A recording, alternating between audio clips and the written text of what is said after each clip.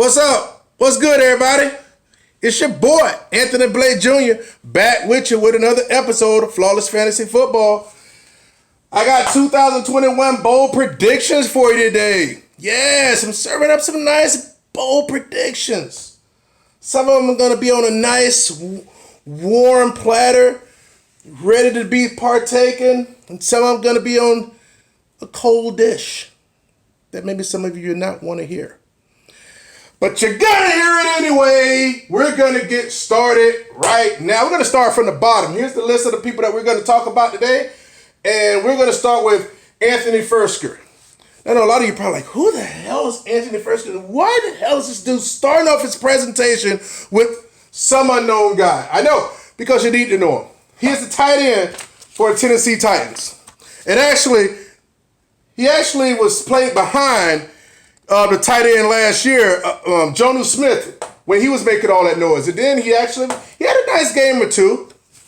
But now it's all him, and then the coordinators are saying they're going to actually get him more put into the game plan. And when you have Julio and A.J. Brown opening up that field and with the threat of Derrick Henry in the back, he's going to have the middle of the field all to himself, people.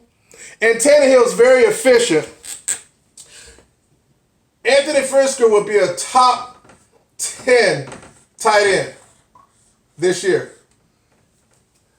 Count on it in half-point PPR. I believe he will be. He will probably be a nice waiver pickup once he have a big game and everybody's going to go run into him. Anthony Frisker out of Tennessee, remember that name. Number 9, Gabriel Davis.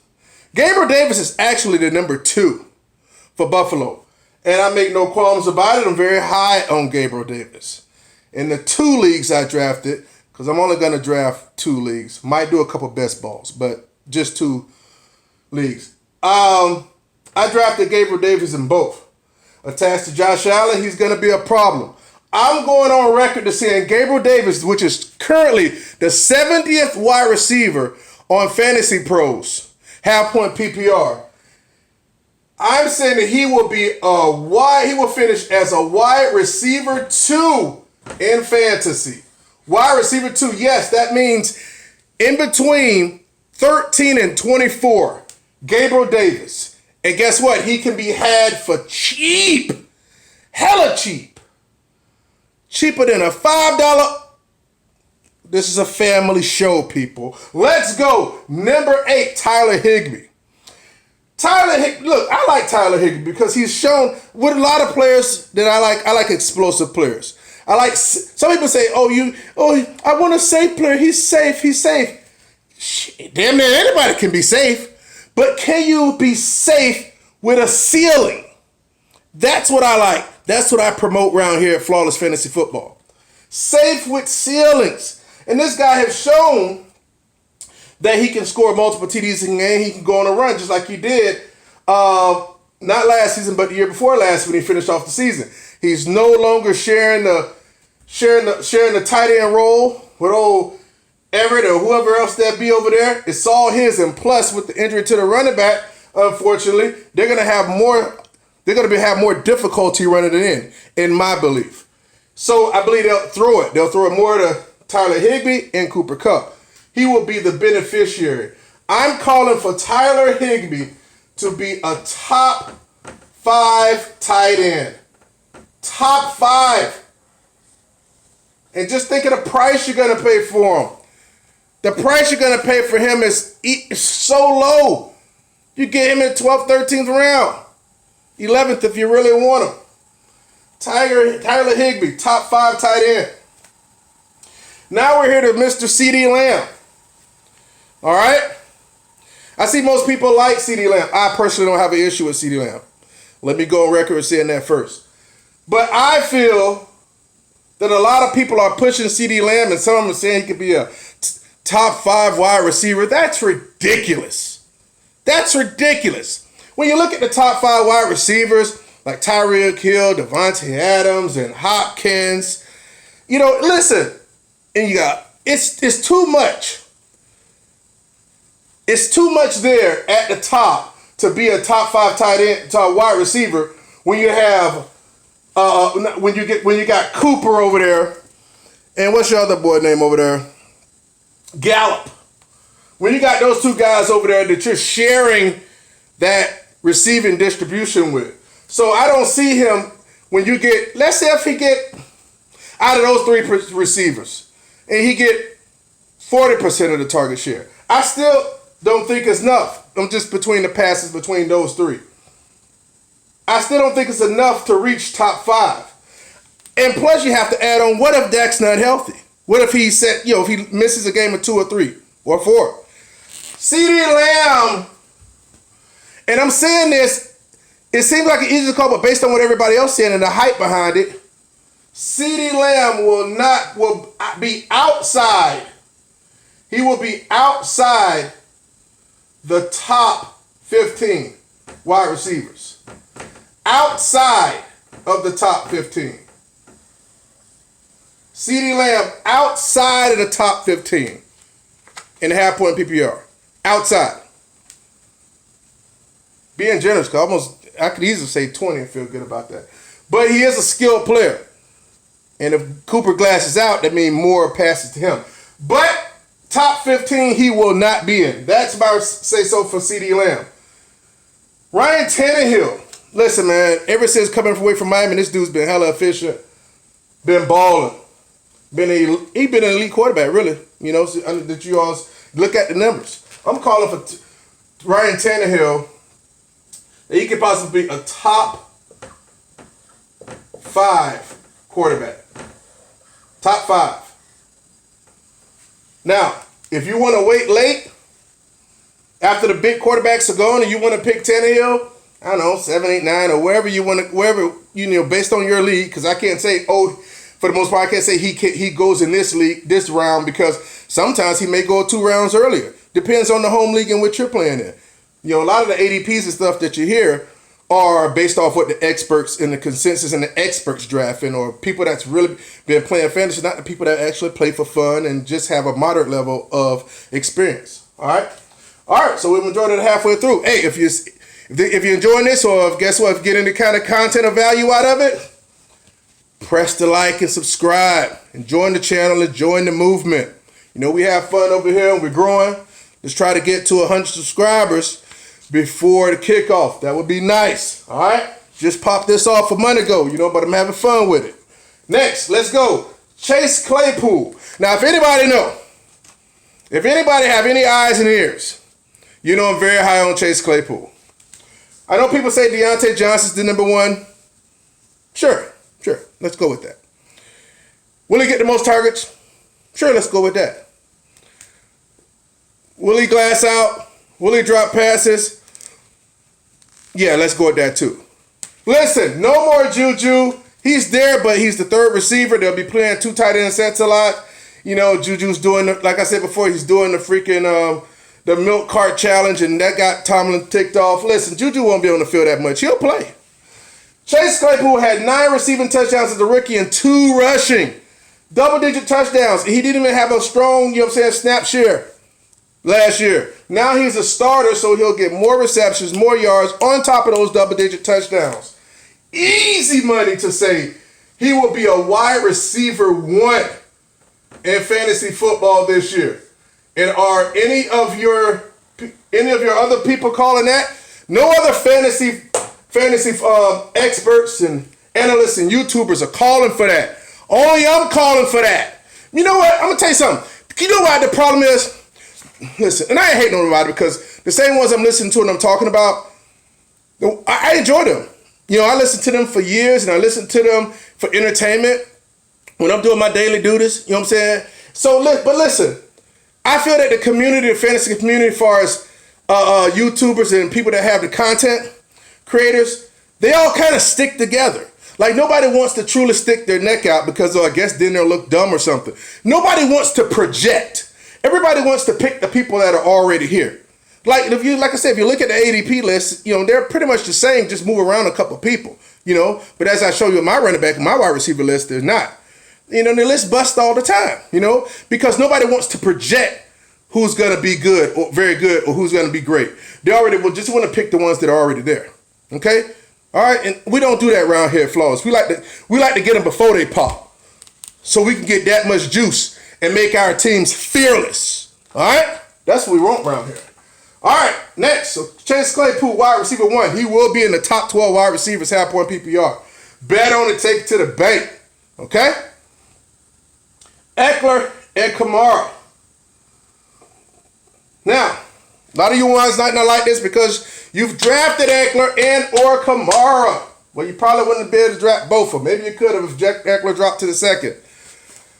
I feel that neither of these two gentlemen will finish above RB10. That means both of them. I don't think either of them will be in the top 10 running backs. Half-point PPR.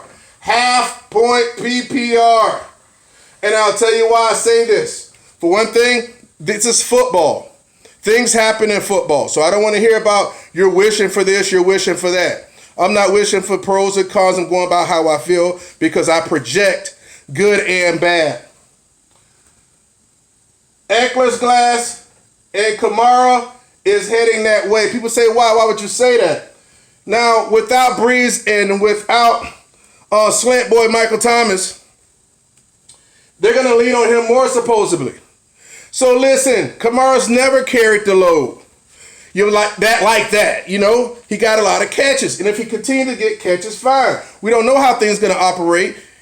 I like Jameis Winston, personally. You know, let's be honest. Just keep it 100. I like him. I want him to succeed. But he probably won't. You know what I'm saying? Because he's erratic. And he's no Drew Brees. You know what I'm saying? So, at the end of the day, if Kamara rushes the ball more, he's bound to glass out. And I'm going to be honest with you. I'm going to be transparent because that's what I am, even in my personal life. When Kamara missed that 2 games a couple years ago, and he had that running back 10 finish in the half-point PPR, he was on my team. I drafted him number 4 overall. Lackluster performance. Didn't give me any boom games. So, yeah, my rear is probably still chapped over that.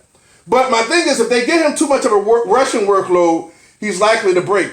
They're also not even, for the first 2 months, they're not even going to have any home games. I think they're going to be playing in Texas or something like that because of the hurricane. So, and Eckler's self-explanatory. He do miss like 5-6 games and stuff like that, and people just bewildered and flabbergasted by his receptions, but not me. Both of those gentlemen finished outside the top 10. You know, it's a reach, but that's why I feel that way. All right? Now let me homer up a little bit. Let's go with Jimmy Garoppolo. Jimmy Goo up. Listen, I know look here, I'm a San Fran fan, but I'm no homer. I feel Trey Lance will be elite. I like his mini Mahomes-esque type of appeal. Not that we have the offense like that because we don't. But I feel Jeremy, damn. That's his name now. It's Jeremy Garoppolo. Jimmy Garoppolo will finish the whole season, whole season in San Francisco. He will finish the season as the quarterback of San Francisco 49ers. We will see no Trey Lance. Only in the packages that they want to run because I see them trying to do that New Orleans crap over there, in which I can't stand. I wish the doggone dude just hold the clipboard. You know what I'm saying? Make them hungry, like Aaron Rodgers and other greats that's held the clipboard. I know it's a different time, but hell, that's how I feel about it. All right, so I believe he'll finish the season for 49ers and we'll get the best out of him. You know, so that's how I feel about that. Whole season for Jimmy Garoppolo, because he glass. God, doggy glass, but I like him. Derrick Henry. Now, this may seem like it's not too, because these are not just bold predictions. They're more so declarations, you know. Sometimes people do their bold prediction like, oh, yeah, this person's going to catch for 1,800 yards and 20 Get the hell out of here. They're way too far blown. They make it for play. To me, I'm making it to where, guess what? They're attainable. They're attainable goals, but they seem not likely, all right? So let's go with Derrick Henry. Now, he just did this, but I'm going to tell you why I'm saying this. Derrick Henry will go for 2,000 yards in back-to-back seasons. Now, people say, wow, he just did it. He got an extra game. Yeah. But you know what? It's so many cats out there that are saying he's not going to do it. And also that he shouldn't get picked above some of them other cats up there around about the number 4 and 5 slot, but that's another story. Because you're looking at, look at all the rest of the people that ran for all those yards or 2,000 yards. They didn't do so well. They ran for 900 yards or 11 yards. And Barry Sanders did the best when he rushed for 1,300 yards or something along those lines. God, this is Derrick Henry, okay? This is Derrick Henry. People weren't scared to tackle those guys as much as they're scared to tackle Derrick Henry. Plus with an additional game, and plus with having Julio on one side and having A.J. Brown on the other, get out of here. I definitely believe he'll rush for 2,000 yards again.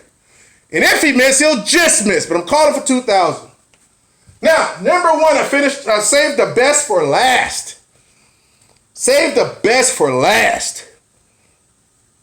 If you know anything about me, you also know how I feel about CMC. Hell of an athlete. That great year the other year, 2 years ago. Stud. But I am against anybody that says that someone should be the number one pick overall by default. No, I'm not going for it. I don't give a damn. I love Henry. But if everybody's saying Henry should go first, I still wouldn't like it. I possibly would do it if it came to it. Hell, I built the championship team and went last year and had Derrick Henry picked him at the 2. And I got mocked because people say you could have picked Zeke, you could have picked Kamar, you could have picked this. No, I picked him because that's the guy I wanted to win with. All right? Nevertheless, screw Derrick Henry, we passed him. CMC, Christian McCaffrey, son of Ed McCaffrey. I know y'all knew that, but anyway. Will not be the number one running back in fantasy. Okay, you're thinking, oh, well, that's not a stretch. Yes, the hell it is when everybody keeps saying you gotta freaking pick him first. It is a stretch. That's like people, when Tiger Woods was hot, it was people out there taking the field and people was taking Tiger Woods, betting Tiger Woods against the field. That's basically what you guys are doing, picking CMC because people tell you to. Because you're trying to buy past year's production. Listen, I like CMC. But I'm tired of people saying he must go 1 and you don't have an option at the 1. And I would go against anybody that said that. All right? I would go against that if people said Patrick Mahomes had to be the first quarterback. He wasn't the number 1 quarterback last year. Joshua Allen was. CMC will not be the number 1 running back. That's my bold predictions episode for 2001. I'm tired of this crap. You know, look, listen. I put my angles out here. It's not about feelings. Because I know how to project and a lot of people don't. Okay? Now, that's in this episode, but I'm gonna tell you something. What I'm gonna do in my next couple episodes, I'm gonna run down my 2 redraft teams that happened, and I'm gonna talk about them and talk about the players I picked and why I picked them. But and I may do like I said, I may do a couple best ball drafts. Might get in that Megala Bowl, but I don't know, But yes, that's it. Take a look at it. CMC all the way down to Anthony Frisker. That is my list. And that is flawless fantasy football.